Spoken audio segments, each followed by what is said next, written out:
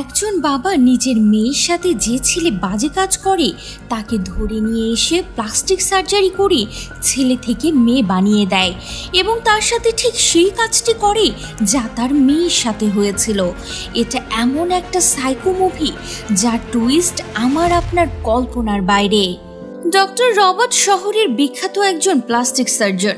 সে তার সারা জীবন উজাড় করে দিয়ে এক বিশেষ ধরনের আর্টিফিশিয়াল স্কিন তৈরি করেছেন, যা মানব শরীরের প্রতিস্থাপন করে এক বিপ্লব ঘটানো সম্ভব। তবে তার এই আবিষ্কার পরীক্ষা করার জন্য সে গোপন ল্যাবে একটা সুন্দরী মেয়েকে আটকে রেখে তার উপর নানান ধরনের এক্সপেরিমেন্ট চালায়। এদিকে হঠাৎ একদিন রবার্টের পরিবারে এক ট্র্যাজেডি আসে, আর এতে তার স্ত্রী মারা যায়। কদিন বাদে তার অল্প বয়সী মেয়েটাও ধর্ষণের শিকার হয়। ধীরে ধীরে একজন সায়েন্টিস্ট থেকে এবার রবার্ট পরিণত হয়ে যায় একজন সাইকো ডক্টরে। আর্টিফিশিয়াল স্কিনটি কখনো আগুনে পুড়বে না কিংবা এতে মশাও কামড়াতে পারবে না। রবার্ট তার স্ত্রীর নাম অনুসারে এই প্রজেক্টের নাম দিয়েছে সিন্ড্রেলা। আর তার স্ত্রী অনেক বছর আগে একটা কার অ্যাক্সিডেন্টে মারা গিয়েছে। রবার্ট সেখানে থাকা সবাইকে উদ্দেশ্য করে বলে, বর্তমানে অনেক মানুষের স্কিন আগুনে পুড়ে নষ্ট হয়ে যাচ্ছে, তাছাড়া অনেকের স্কিনে রোগ হচ্ছে। তাই আমার আবিষ্কৃত এই স্কিন মানুষের শরীরে ব্যবহার করলে এসব ঝামেলা থেকে একদম মুক্তি পাওয়া যাবে। রবার্ট তার আবিষ্কৃত কৃত্রিম চামড়া একজনের শরীরে প্রতিস্থাপন করে ফেলে, কিন্তু সরকারি অনুমতি না নেওয়ায় প্রেসিডেন্ট রেগে যান এবং তার গবেষণা বন্ধ করে দেন। মন খারাপ করে রবার্ট বাড়ি ফিরে বড় স্ক্রিনে শুয়ে থাকা ভিয়েরা নামের এক মেয়েকে দেখে। আসলে রবার্ট তার বাড়িতে গোপন ল্যাবে ভিয়েরার উপর গবেষণা চালাচ্ছিল। এই বিষয়টি ডক্টর রবার্ট ছাড়া আর কেউ জানে না। ভিয়েরার দেখাশোনার জন্য মারিয়া নামের একজন বিশ্বস্ত কাজের লোক রয়েছে। রবার্ট সরকারের নির্দেশে পরীক্ষা নিরীক্ষা বন্ধ করতে বাধ্য হয়ে সকল কাজের লোককে ছুটি দিয়ে বাইরে বেরিয়ে যায়। আর এর কিছুক্ষণ পরেই বাড়ির সামনে বাঘের কস্টিউম পরা একজন লোককে দেখা যায়, আর সে ছিল মারিয়ার ছেলে জাকা। তো নিজের ছেলেকে দেখে মারিয়া বাইরে বেরিয়ে আসে আর বলে এই ঘরের মধ্যে বাইরের কাউকে ডাক্তার রবার্ট ঢুকতে নিষেধ করেছে। মূলত জাকারের চরিত্র অনেক খারাপ ছিল, আর মারিয়ার সাথেও তার অনেক বছর ধরে তেমন কোনো সম্পর্ক নেই, তাই সে জাকাকে ভেতরে ঢুকতে দিতে চায় না। কিন্তু জাকা তার মাকে বলে, আমার অনেক ক্ষুধা লেগেছে। এ কথা বলে সে জোর করে ঘরের মধ্যে ঢুকে পড়ে এবং খেতে শুরু করে। আসলে জাকা ব্যাংকে ডাকাতি করে এখানে এসেছে লুকানোর জন্য। এরপর সে সিসি ক্যামেরায় ভিয়েরাকে দেখতে পায়, আর তখন সে ভিয়েরার কাছে যেতে চায়, কিন্তু তার মা নিষেধ করলে তার মাকে সে বেঁধে ভিয়েরার কাছে চলে যায় এবং তাকে বলে, আগেরবার তোমাকে কিছুই করতে পারিনি, কিন্তু এবার তোমাকে ছাড়বো না। এরপর সে ভিয়েরাকে রেপ করতে শুরু করে দেয়। আর তখনই ডক্টর রবার্ট চলে আসে এবং তাকে এসব করতে দেখে নেয়। এরপর রবার্ট তাকে গুলি করে মেরে ফেলে। তখন ভিয়েরা মারিয়াকে বলে, এ লোকটা কে ছিল? সে এমনভাবে কথা বলছিল যেন মনে হচ্ছিল সে আমাকে আগে থেকে চেনে। তখন মারিয়া বলে, আসলে রবার্ট আর জাকা দুজন সৎ ভাই, কিন্তু এটা তারা একে অপরই জানে না। মারিয়া আরো বলে, আমি ছোটবেলা থেকে রবার্টদের বাসায় কাজ করতাম এবং রবার্টের বাবা একদিন আমার সঙ্গে খারাপ কাজ করে, আর এতেই রবার্টের জন্ম হয়। কিন্তু রবার্টের বাবা তখন রবার্টকে আমার কাছ থেকে নিয়ে নেয়। এদিকে মারিয়ার আগের হাজবেন্ডের একটি ছেলে ছিল, যে হলো এই জাকা। তবে জাকা ছোটবেলা থেকেই খুন খারাপি সহ অনেক খারাপ কাজের সাথে জড়িয়ে পড়ে এবং মারিয়ার কাছ থেকে দূরে চলে যায়। রবার্ট বিয়ে করে সিন্ড্রেলাকে। জাকা মাঝে মধ্যে রবার্টদের বাসায় এসে তার মা এবং সিন্ড্রেলার সাথে পরিচিত হয় এবং তাদের মধ্যে প্রেমের সম্পর্ক গড়ে ওঠে। একদিন জাকা ও সিন্ড্রেলা গাড়িতে করে বের হলে অ্যাক্সিডেন্টের কবলে পড়ে। জাকা বেঁচে যায়, কিন্তু সিন্ড্রেলাকে মৃত ভেবে পালিয়ে যায়। সিন্ড্রেলা আসলে বেঁচে ছিল এবং রবার্ট তাকে উদ্ধার করে বাসায় নিয়ে আসে। রবার্ট মূলত তখনই কৃত্রিম চামড়া তৈরি করার কাজে লেগে পড়ে, যাতে সে তার স্ত্রীকে আবারও আগের রূপে ফিরিয়ে আনতে পারে, কারণ সে তার স্ত্রীকে ভীষণ ভালোবাসত। তবে সিন্ড্রেলার সম্পূর্ণ শরীর পুড়ে যাওয়ায় তার চেহারা দেখতে অনেক ভয়ঙ্কর হয়ে যায়। তাই রবার্ট তার রুম থেকে সব আয়না খুলে ফেলে, যাতে সে তার নিজের চেহারা আয়নায় দেখতে না পারে। এই রবার্ট আর সিন্ড্রেলার নর্মা নামের একটা মেয়েও ছিল, আর সে একদিন বসে বসে গুনগুন করে গান গাইছিল। এটা শুনে সিন্ড্রেলা তাকে দেখার দেখার জন্য জানলার কাছে যায় আর নিজের ওই বিভৎস চেহারা দেখে ফেলে। এতে সে অনেক ভয় পেয়ে যায় এবং রাগে দুঃখে ব্যালকনি থেকে লাফ দিয়ে দেয় আর সে সোজা গিয়ে নিচে খেলতে থাকা নার্মার সামনে পড়ে। কিন্তু নার্মা তার মাকে চিনতে পারে না, কারণ সিন্ড্রেলার পুড়ে যাওয়ার পরে নার্মার সামনে তার মাকে কখনোই আসতে দেয়নি। তাই চোখের সামনে নিজের মায়ের বিভৎস চেহারা নিয়ে এমন করুণ মৃত্যু দেখে নর্মা চিৎকার দিয়ে ওঠে এবং সে সম্পূর্ণ ট্রমাটাইজড হয়ে যায়। মারিয়া এসব অতীতের কথা ভিয়েরাকে বলছিল আর তখনই রবার্ট বাড়িতে ফিরে আসে। ভিয়েরাকে রবার্টকে বলে, আমি তোমার সাথে সাধারণ জীবনযাপন করতে চাই। তাই রাতে তারা দুজনে একসাথে শুয়ে পড়ে আর ফাইনালি তারা দুজনে কিস করে। এরপর রাতে রবার্ট তার অতীতের ইতিহাস ভাবতে থাকে।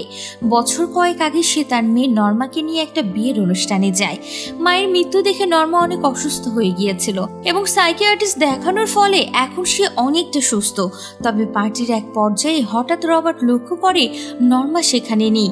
তাই সে নর্মাকে খুঁজতে বাইরে গার্ডেনে বেরিয়ে পড়ে আর তখনই তার সামনে দিয়ে একটা বাইক দ্রুত গতিতে বেরিয়ে যায়। রবার্ট তখন মেয়েকে একটা গাছের নিচে অজ্ঞান এবং বিভস্ত্র অবস্থায় খুঁজে পায়।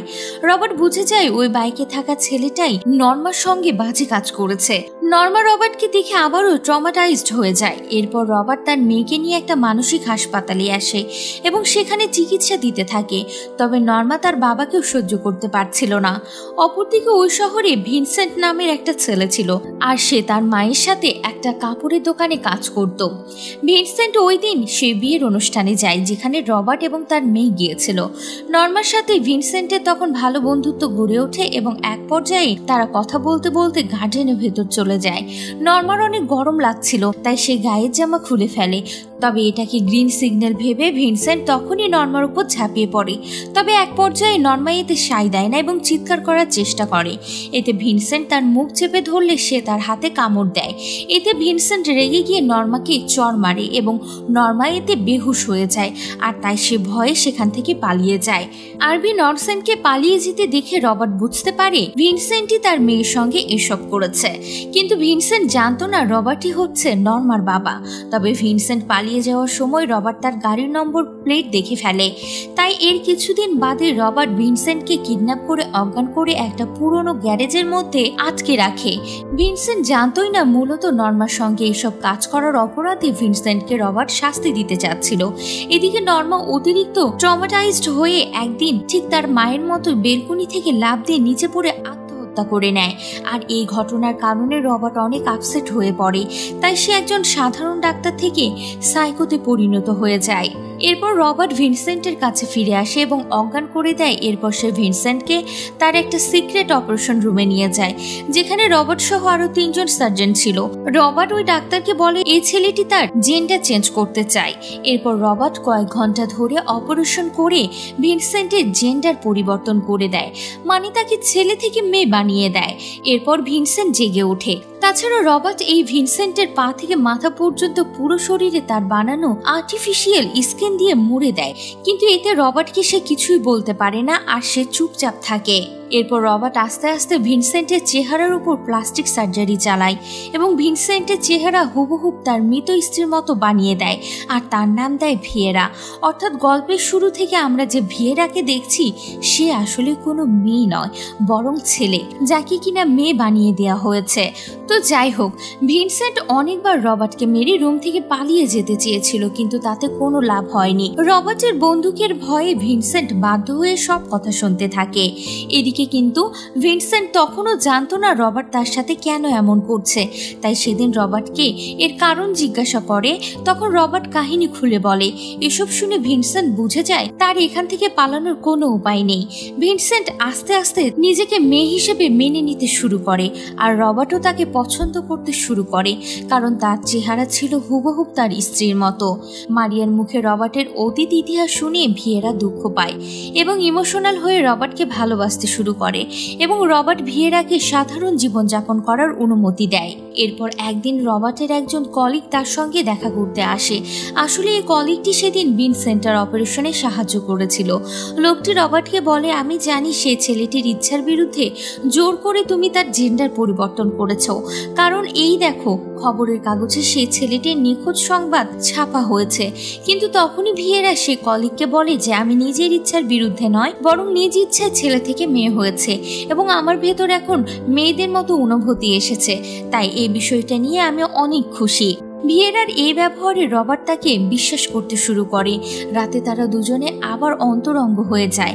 কিন্তু ভিয়েরা বাইরে গিয়ে যখন টেবিলের উপরে নিউজ পেপারে তার ছবি দেখতে পায়, তার মা তাকে খোঁজার জন্য এই ছবি নিউজ পেপারে ছাপিয়েছিল, এটা দেখে ভিয়েরার অনেক মন খারাপ হয়ে যায় এবং ভাবতে থাকে সে আগে কি ছিল এবং এখন কি হয়ে গিয়েছে। তাই সেখানকার ড্রয়ারে থাকা রবার্টের বন্দুকটা হাতে তুলে নেয় এবং রবার্টের কাছে চলে আসে আর রবার্টকে গুলি করে সেখানেই মেরে ফেলে।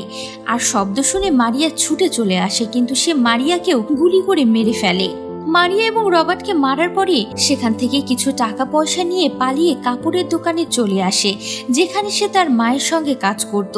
সেখানে কাজ করত ক্রিস্টিনা নামের একটি মেয়ে, আর এই ক্রিস্টিনাকে ভিনসেন্ট অর্থাৎ ভিয়েরা একসময় ভালোবাসত। এরপর ভিয়েরা ক্রিস্টিনাকে তার সাথে ঘটে যাওয়া সব ট্র্যাজেডির কথা বলতে শুরু করে। আর এরপর সেখান থেকে তার মা চলে এলে ভিয়েরা বলে, মা আমি তোমার ছেলে ভিনসেন্ট। আর এরই সাথে সাথে গল্পটা এখানেই শেষ হয়ে যায়।